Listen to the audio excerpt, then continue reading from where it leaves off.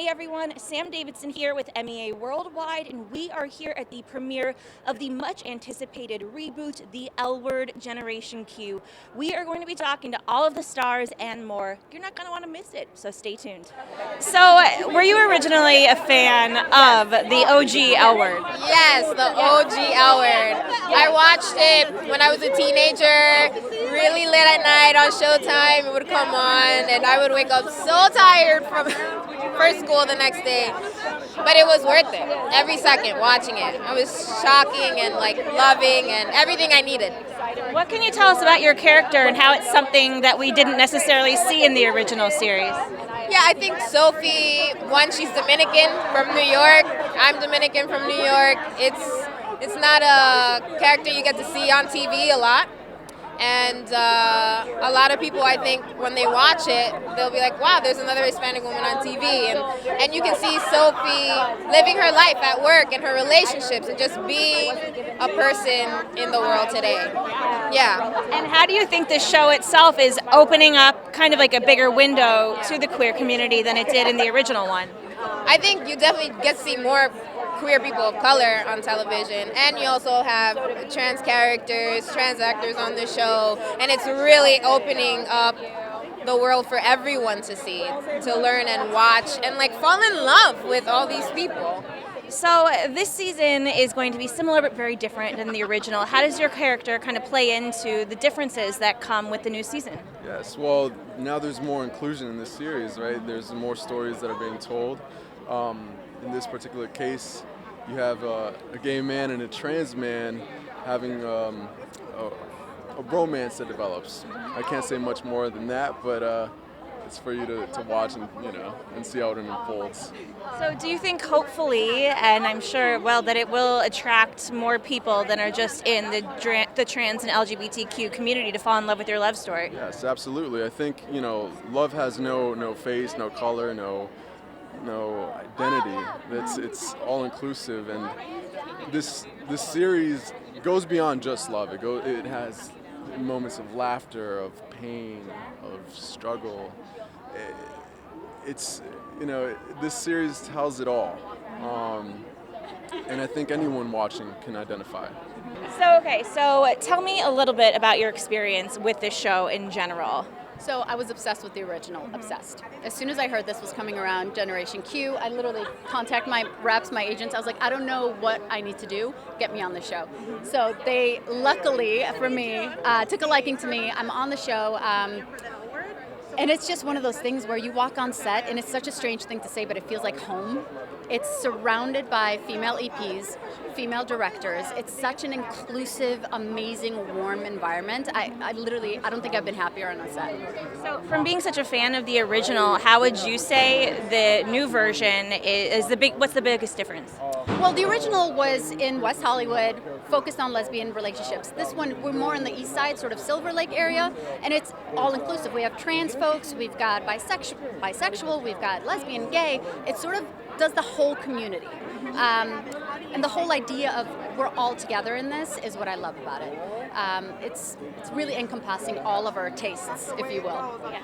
So Jordan, when you landed this role, how was it pitched to you originally? When you at least auditioned for the role, how was it pitched to you? Yeah, no, it was just sent with the email and it said show for the L Word, and I vaguely saw it on Netflix or something. But yeah, so I read the pilot, tried to watch an episode, and yeah, it was still a little unfamiliar because it was a little before my time. Yeah. But yeah. Being such a young girl and being on a show like this, did you learn a lot of new things you didn't know before? Yeah, I learned a lot of things I think everyone should know, just about the injustices in the world, injustices with trans rights was a huge thing that I learned on this show that I actually didn't get to learn because it's not something I guess my generation talks about, which we should. Yeah. So hopefully the show builds a conversation about those things. But yeah, I don't know. I learned a lot. Yeah. Yeah, I feel like I, along with the rest of the world, the planet, was a fan of the original show, and my, like most actors, my agents and managers called me and told me about it. I'd worked with Eileen before on a show called Black Box, so we knew each other, and Steph Green and I had known each other from The Deuce, the show that I was on at the time, and we started in conversations, and yeah, it was quite a process, but finally when I found out, I was elated. So how's your character different from what we saw in the original show, from all the characters that we were introduced to? Yeah, she's definitely a powerhouse in a lot of ways. She's an incredibly successful, like many of the women on the show, she's an incredibly driven, successful, focused woman that lives with her heart, though. I mean, she's just intensely passionate and devoted to her family that for a period she thought she'd lost. And she's navigating her way through new territory, uncharted territory, seeing as her ex-wife has now moved on, and so exploring this new dynamic is interesting, and a lot of twists and turns come with that. So tell me a little bit about you landing the role and them expanding the audience and the people in it. Yeah, when I tell it to people, people seem to think I'm kind of kidding. I was in grad school studying social work, and a really independent film that I did came out this summer, and my manager now, she met me at Sundance, and she gave me her card.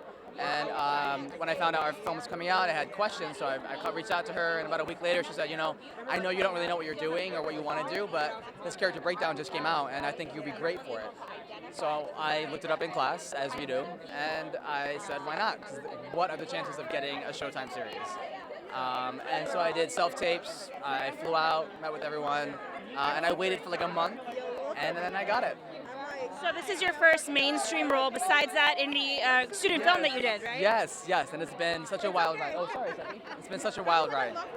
How is your character different from, what you've seen on TV and what we've seen on TV currently that is, in your similar situation? Oh my God, is this what I think it is? Oh, I'm so glad to see you. Look at us, we're in matching suits. Look at us. Come on, baby. We're in the zeitgeist, our characters work together, so now, we're in the zone. Oh my God, you look wonderful. Good to see you too. Yeah, how is it different, you asked me? From what we've seen so far about people, like your character, others like your character. I feel like there hasn't been too much transmasculine representation, in TV until like kind of the recent years, and a lot of the storylines have been sort of centralizing the trans storyline. So what was interesting about this character is that they don't centralize that for my particular character, and that was great about I feel like the show having two trans masculine characters, in it was that you got to see sort of that there's a variety of experience. My character's a little further down the line in his trans experience, so it's not really the center of his life. Where Micah's character's a little early on in that part of his journey, so you kind of get to see him navigating it in a different way. So I thought that was really amazing that we have somebody whose life, even though they are of trans experience, the trans experience isn't the main part, but it definitely informs a lot of who they are, maybe why they do what they do. And for, middle of America, different parts of the country that don't know a lot about that journey, what are you hoping that your storyline really teaches them? That we're humans, that we all go through different transitions in our lives, and we don't necessarily always understand them, but we know what change is like, and we know how hard it is to be self-reflective and to manifest that version of ourselves who we know ourselves to be. And so maybe seeing people who have done that might kind of encourage them and inspire them to take that step into becoming exactly who they are, no matter what sort of resistance they face. It has been such an amazing night here at the premiere of the L Word Generation Q. We hope that you all have enjoyed these interviews. If you'd like to see more like them, please go to our website, subscribe to our YouTube channel, or download the app for free. We'll see you next time.